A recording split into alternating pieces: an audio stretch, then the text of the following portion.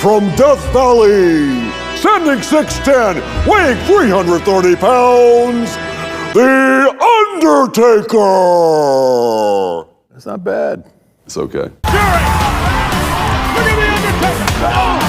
Damn!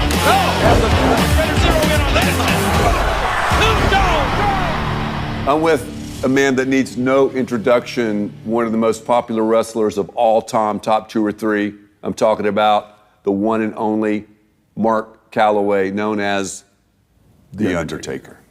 Mark, great to have you here, man. Thank you. Thank you. My pleasure. I love the, the Undertaker song.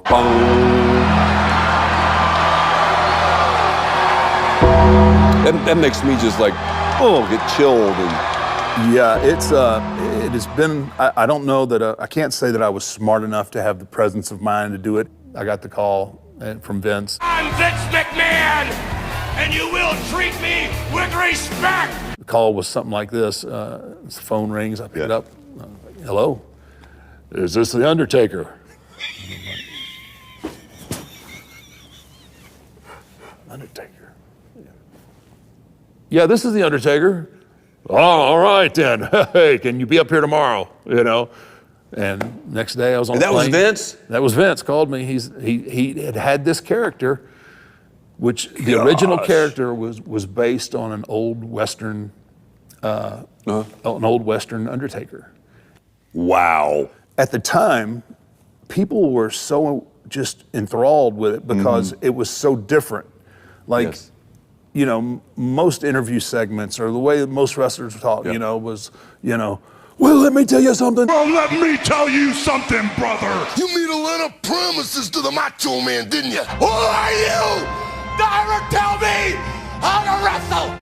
What I said, I talked very low. You will rest in peace. You know, and obviously, you know, it was very menacing words, but you know, when someone, if you're in a room or something, and someone starts to talk low, well, what do? You kind of lean forward. That's right. To, you know, so I had their attention, and trying to keep the character relevant for this long, you know, you really have to keep your finger on the pulse of things, because if you don't, you know, what usually happens is before you realize that you're stale, your audience is already. That is good. You know, your audience has already moved on. How do you do that? Just because I know we'll have so many people watching, they're in business or they're in whatever. I mean, what would you say about keeping your finger on the pulse of things like that? Well, you just can't. I never, once I got to the WWE, and then, you know, I kind of started to realize that we had something special with that character. I was never satisfied. Like, I like it. You know, I was like, okay, we're here. Okay. And we're getting a great reaction, but what's next? You know, I'm always looking down the road, like, okay, I need something. I need to bring something new to the table, but I got to be true to, you know, what my fan base and what my audience, you know, they've accepted, and this is what they want. But you also have to keep it, you know, you have to figure out ways to keep it fresh, you know, so you're watching what everybody else is doing, and you're trying not to fall in, because that happens so often in our business. Somebody, you know, somebody will hit something, and then like everybody's trying to do the same thing. That's a great word, yes. You know, and so, you know, I was fortunate in the sense that my character, you know, it wasn't that over the top, you know, high energy. My energy was high energy, but it was at a whole different. Yes, it was. You know, it is. And that's what separated me, you know. So I always had to keep an eye on, what's this guy doing? Like, you know, take, you know, Rock and Cena and Austin and you know, Triple H, Shawn Michaels. You know, those are those are the guys that are. Ric Flair, you know, you're watching all these guys and seeing what they're doing, and you're seeing what they're doing that works, and then you figure out, okay, all right, that's what they're doing. So what is the, you know, antagonist, you know, to what they're doing that works for me and is true to the character and what the fans, you know. That's so smart. Well, That is smart. Yeah. it's just, I mean, the business, and it is a business. I mean, and there's so many guys that are there and are hungry and are trying to climb up that ladder, you know, and so, you know, if you kind of sit back and like, yeah, check this out, you know, hey, I just sold out Madison Square Garden, Yeah. you know, and you sit on that for a little bit, you know, there's somebody else that's climbing, like, okay, well, I'm gonna settle it out. Yeah. I'm gonna settle it out 5 times in a row. You know what I mean? Yep. And that was great. That era, you know, I mean, everybody was clawing, everybody was fighting for the brass ring, you know, and you know that the 2000s, my goodness, that the Attitude Era was insane. I like to the character Undertaker because it's all that energy and strength that's kind of contained, but you let it out at the right time. In spurts. Yep. I'm a firm believer in less is more, especially with my character. And when I talk to young guys, I love that. yeah, they think, you know, so they think, okay, well I can do, and the athletes today they're off the chart. Yeah, they are. They're just ridiculous how athletically talented, you know, the men and women are, for that matter. But they rely, so wrestling and sports entertainment, it's not about the moves. It really isn't. Okay. It's being able to evoke emotion in one facet or another. You have to either make people love you, or you have to make them hate you. Either way, and it doesn't matter really which one. Yes. You know, I mean, certain people like to be hated, and other people like to be loved. But if you can't, you know, if you can't bring that emotion out of your audience, you're not going to have them for long. And a lot of times, what happens with these young guys is they're so athletic, they're so gifted, like, well, you know, they'll do some kind of double crazy backflip off the top rope, land on somebody on the floor, and then that's what the audience takes away from it. This guy does crazy stuff. Well, you can only see that so many times before you're like, I've seen that. Right. I need something new. Okay, well, that's a double backflip, you know, full gainer onto somebody. Now, how do I up that? And that's the position they sometimes back themselves into. Like, they have to keep upping the ante, and when you up the ante like that, then you increase your potential for you know, injuries and you know, catastrophic injuries at that. So characters, like, you know, I keep looking back, but like, you know, guys like The Rock and Cena, Flair, all those guys like that, you know, they had the ability to either make you love them or that make you hate them. And Cena is such an anomaly because you don't know one night to the next whether they're going to go ballistically crazy for him or they're going to boo him out of the building.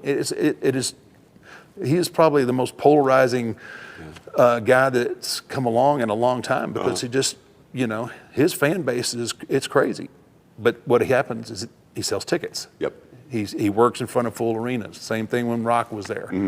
You know, but that's the key. We tell stories. We use moves, the wrestling moves, to help tell the story. Yeah. But it boils down to the character and the you know, being able to bring that emotion out of your crowd, out of your audience, you know, and it's all about love or hate, you know, and it's you know, there's a lot of guys that it takes a while to figure that part out. Oh, yes. And then by the time they do, they're so beat up and injured and hurt, like, you know, it's like. I mean, it's complex. I mean, you got to really.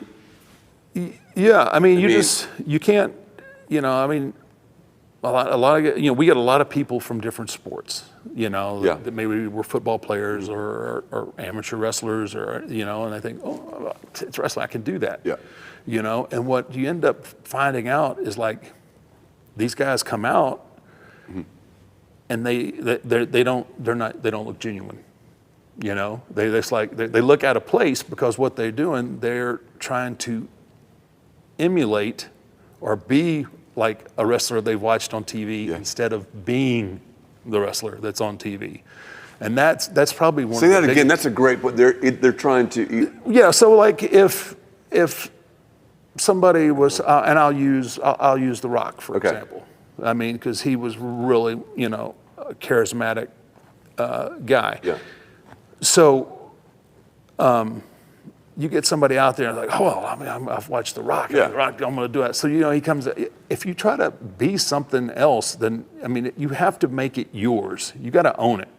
You know, if I'm trying to, you know, if I'm trying to be The Rock, people are going to see right through that. That's right. You know, and it's like, oh, it's so, Yeah. you know. But if you can be the original individual, you know, that's the key to making people, you know, believe in you, and that's what you have to do.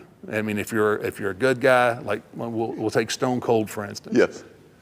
He was anti-establishment. Yep. Everybody knew it, and man, he was the, you know, he was the guy. That's right. You know, he was going to, you know, tell the boss what he could do with it. Yeah. You know, and you believed it. 'Cause Yes. I mean, you're like, yeah, that's, you know, and it wasn't too far a stretch from, you know, who Steve really was. It was, no, I mean, it was pumped up a little bit. I understand that, yeah. It's pumped up a little bit, but, you know, you're not too far from, you know, for ones that are really successful, you're not too far off from the character. Like, I work with a lot of the young talent Yes. now. And so, and another guy, Shawn Michaels, he works with a lot of young talent. And it's funny, we can tell these guys, okay, well, you know, you try this, do this, and do this. And then I can come back and say that, well, you know, do this, and do this. And now they're like, okay, wait a minute. I got one guy here that's done all this, and he's telling me one thing, and we got another guy saying this, you know. That's the hard part, is putting it together. Taking those pieces and figure out, okay, okay, I see what Mac's doing there. I like that. That will work. But you can't, you know, you can't just take, okay, that worked for him, it's going to work for me. That's right. That way. You got to figure out how to take all this information, all these different personalities, and formulate your own. And that's, you know, like I said, that's one of the trickier aspects of whether you're a success or, you know.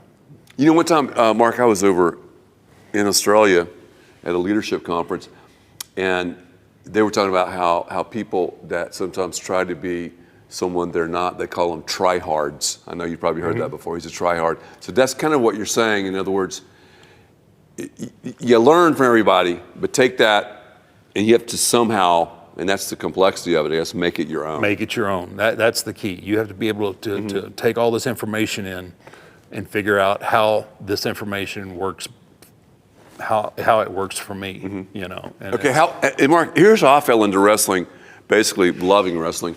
I grew up in the Carolinas, North and South Carolina, before I moved to Texas.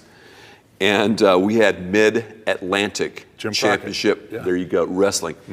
I remember Flair when he first came on the scene. And I mean, back in the day, 3 channels on your television. Cable was, you know, it was. You never even thought about cable. I'm not sure it was even invented at that point. Maybe it was, whatever. But 3 channels, no social media, obviously. My brother and I, man, on every Saturday, I mean, we're glued. And there was a little arena called Township Auditorium in Columbia, South Carolina. I'm telling you, Mark, packed out. But taking what you said earlier, Flair was so believable. He like owned, and I don't know Ric Flair, but he owned the character so much. It was just, I mean, I remember locking in, you know, that jet fly, you know, whatever. House, Slick Rick, whatever, all that. I was just, woo, I mean. He's another one that lived. I mean, he lived the character. Yes. Ric Flair was Ric Flair all the time. Always, you know, always dressed to the tens and, you know. Custom made from head to toe. Alligator, you know, alligator shoes. And everywhere you went, you saw what you saw on TV. So you know, that's just investing in your brand and investing in your character. And, you know, and that's what, you know, to this day. Mark, before you became the icon that you are, okay, Mid-Atlantic Championship Wrestling, Then I went to school, as we said earlier, played basketball at Florida State. Well, then that's when I got into watching TBS, Gordon Soley. Great voice. Oh, was he unbelievable? Look at Flair, great trapezius development. Oh, he's got him in the figure four leg dive. I mean, I loved watching some of the interviews. Gordon Soley, when he would talk to someone he didn't agree with, you could see it all over his face. He even played such. He was awesome. He understood it. Yep. I love Gordon Soley. He understood his role in the whole thing. Yes. Jim Ross is another one that's like that. That's right. Michael Cole now, you know, but Gordon Soley, I mean, I loved his voice. His voice was awesome. His face is a crimson mask. yes, his face, the crimson mask. Look at the Undertaker. I mean, this man 6'10". Oh, Yeah, he was awesome. And I mean, and that's such a vital part because, you know, you have to have that voice to put it all together because when you're in the ring, I mean, you don't have the ability to, you know, so you need that seasoned voice and that one that has the insight to, you know, to tie all the loose ends together. And he was awesome. Mark, who's the strongest guy you've ever wrestled? You go like, this guy's strength is like ridiculous. I mean, it might be someone we've never heard of, or man, there's been a lot. Or several of them that are just like, this guy's a freak, man. Lesnar. Really? Lesnar was, especially his first time in when he was still in his 20s, he was just a freakish athlete. He still is. Yes. But when he was in his 20s. When he was in his 20s and he first came up, I mean, you know, he was a NCAA national, he was a heavyweight champion, national champion. And, you know, he defied what your mind would tell you because you would see him, you know, he's like 6'4", 285, 290. Yeah. And you think there's no way that a human being that size can move as fast. You know, Really? I mean, you know, his like, you know, his single leg or double leg shot would be the same as somebody that was 180 pounds. I mean, he just really freakish. He was one. You know, there's a guy out, Kane. My gosh, Kane is just incredibly strong. Man, there's been some Mark Henry. Oh my gosh, Mark Henry is he's just Mark Henry is at a if I can whole nother level. A whole nother level. I've seen him. Now this is a great story. So when we travel overseas, you know, once we get to wherever we're going, we travel on bus, you know, by buses, you know, so you get good guys on one bus and the bad guys on the other.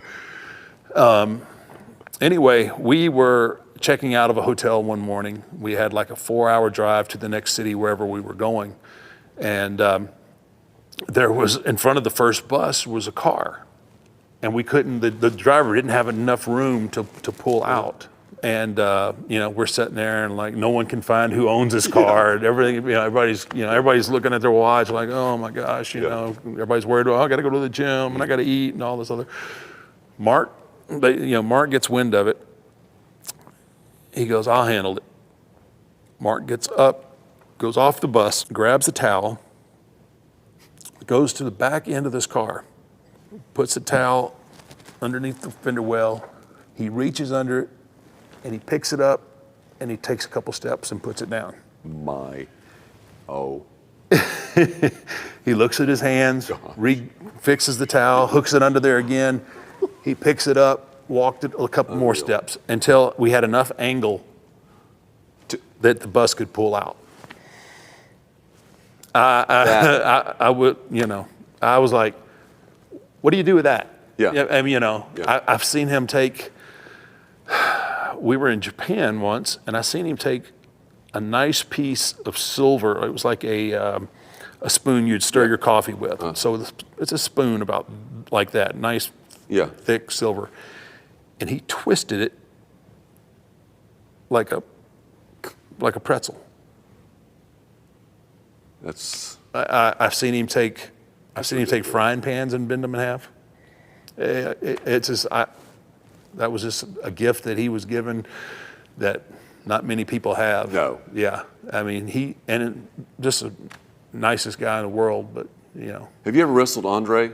I never got the chance to wrestle Andre. By the time that I got to what was WWF then, Yes. WWE now, by the time that I got there, his health was really in decline. He wrestled a few times, and it was funny because Andre really was old school, and Andre didn't like big guys either. Really? He did not like big. He loved me, but thank goodness.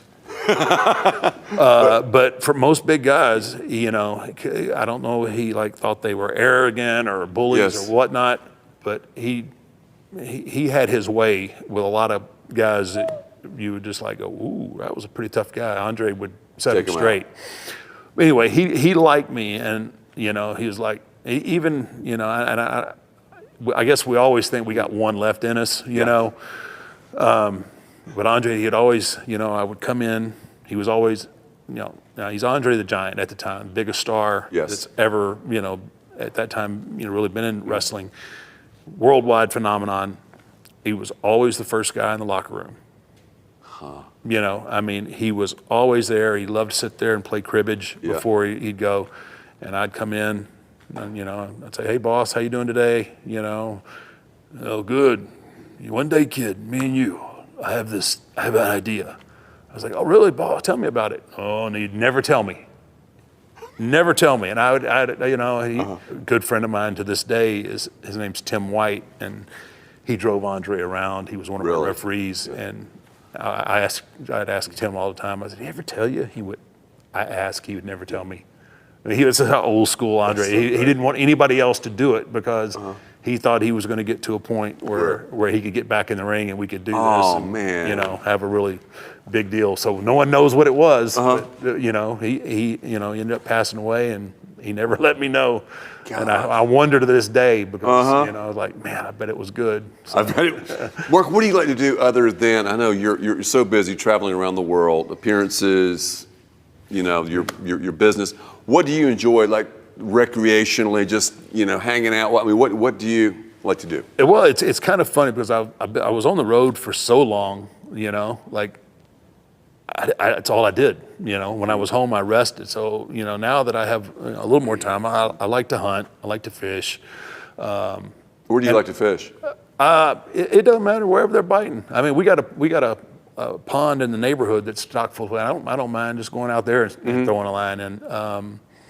I love fishing. It's my favorite. I love to fish. That's why I ask. That's one of my fondest memories as a kid. My dad, he'd take us down to Matagorda Bay. Or a couple places and go wade fishing back in the day. And isn't that fun? It was so much fun, and those are some of my fondest memories with my dad because he was one that really didn't take a lot of vacations.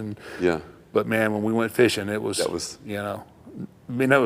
was funny because that was like pre-Jaws, and you'd have a stringer full of redfish behind you, and things bumping into you, and you never even really thought about it being a shark. But Mark, okay, talk to me about the travel though, because I know people watching this, a few, but most people have no idea how much you travel. For example, just kind of give me, I don't know how to say this, but kind of an average time where, okay, you're wrestling around, North America, and then let's say you go to Japan, to just generally. So when I was going full time, I know I had a stretch, I'm going to say probably 8 years, where I averaged over 270 dates a year, gone on the road. I'd be out sometimes 30, 40 days, and that's working every day. Night. So you're saying you wrestled 270 times? Well, more than that, because in part of the year, back in the early 90s, there's part of the year, like when the winter and the kids go back to school, that we would work twice on Saturday and twice on Sunday. So we would say, I'd be in Rochester, New York at noon or 1, you'd wrestle, change your clothes, get in your rental-car, and then drive to Rochester and Syracuse, and then fortunately I got to a point where I could say, look, I can't. I took a page out of Andre's book, and I said, look, I can't do these double shots like that. I mean, it was just, you're taking off, you're sore, you're cold and you're wet, but that was just the norm for a long time. That's just how it was done, and sometimes in the middle of a tour here in North America. So in North America, when we tour, the company flies you to, so I live here in Austin, so they would fly me, say, to Chicago. Okay. All right, and then you go to rent a car, or however it's basically your travel is up to you from the time that you land. Mm-hmm. So whether you want, car service or rent a car, I learned really late. I started leasing a bus, which I wish I had done a lot sooner. Yeah. I mean, it's a big expense, but I think it would have prolonged my ability to work a fuller schedule. Right. Just because, most people don't realize, you day after day after day. So, you get out of an arena at 12:30 at night sometimes, and you've got to put in 200-300 miles to go to the next town, So by the time at 3 o'clock in the morning or 4 in the morning, you're pulling up to a hotel. And there were several occasions, especially there at the end when I was working all the time, you'd sit there, you'd open the door, and you'd have to start thinking like, okay, all right, let me get this leg out first, because your body just kind of there's nowhere to stop because everything's closed. Right. So you get like a convenience store meal, however, whatever that means. And then, you've pretty much set in this position, for 4 hours, and then you have to get up and then you go check into your hotel, go to sleep. Now, if you want to get up in the morning and work out or do whatever you have to do, you got to make time for that, and you got to make time to eat, and you got to get to the arena at a certain time. God, that's brutal. It is. I think it's a lot more than what most people really think. I know for a long period of time, people just thought, well, you just do TV shows and that's it. They had no earthly clue about all the live non-televised events that they do. But when you reach your status, you want to, the best of all time and all that, the latter years, would the company fly you privately places a lot, or would you still have to do? There are a few occasions. It just depends on where, just the logistics of it. But normally, normally fly me commercial, and and then usually they'll do a car service or something for me at this point. So okay, let's say we take a trip commercially, you and me. I bet it's uncanny how many people recognize you, isn't it? It's kind of hard to hide. I was going to say, man. It really is.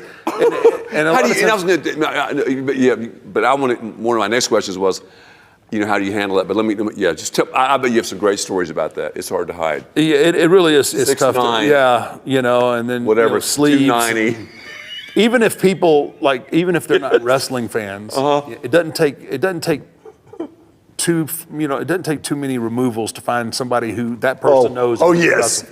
So normally, your size, you're like, wow, that's a big dude. I wonder if he plays football or what, and then all of a sudden, oh, wait a minute, no, that's the Undertaker. That's the Gravedigger, or, all these different, and then it's just like, so for years there, so like I said, I kind of lived the character. So it was this guy everywhere, right? And so people, I bet. Well, it was like, if they came up to me, then it would be different. But I kind of try to give them that aura, like, don't mess with him because he may, he may, drop you where you stand, right?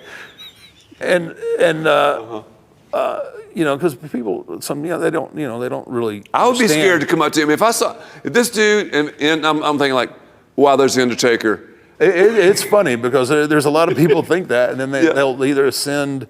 Like they're sending wives. They'll send somebody that maybe has no clue, right? And then if I don't snap at them, then they come over like, and I'm like, really? You sent your wife over here? I'm gonna take a picture with her, but I'm not taking a picture with you because you need to man up a little bit. I try to be as accommodating as I can. Yes. Unless my kids are with me, I don't. I understand that. I'm a little. I try to be as polite as I can. Yeah. I don't want my kids' pictures taken. Yes. I don't want them on social media. Right. We're really protective of that, and so I normally say, look, my family's with me. Normally I would, but I don't take pictures because it just causes something. And most people understand that and respect it. So Mark, every day of your life, I mean, wherever you go, someone is going to come up to you. Pretty much. I mean, I don't really, when I'm home now. That's crazy. And I mean, and that's just me. I mean, you if you think about like pop stars or movie stars, I mean, it's really ridiculous. And people, you obviously you want to treat your fan base right, but I mean, people really assume and take a lot for granted. Like, they do, don't they? They like, well, I'm your fan. You need to be. I'm like, yes, I get that, and that's why I show up to the towns that I'm booked, and I work my tail off for you. Right. That's my obligation. Yes. That's I give it everything I have. Right. Whether at this point, however much I got left, I give it to you. Yeah. This is a bonus.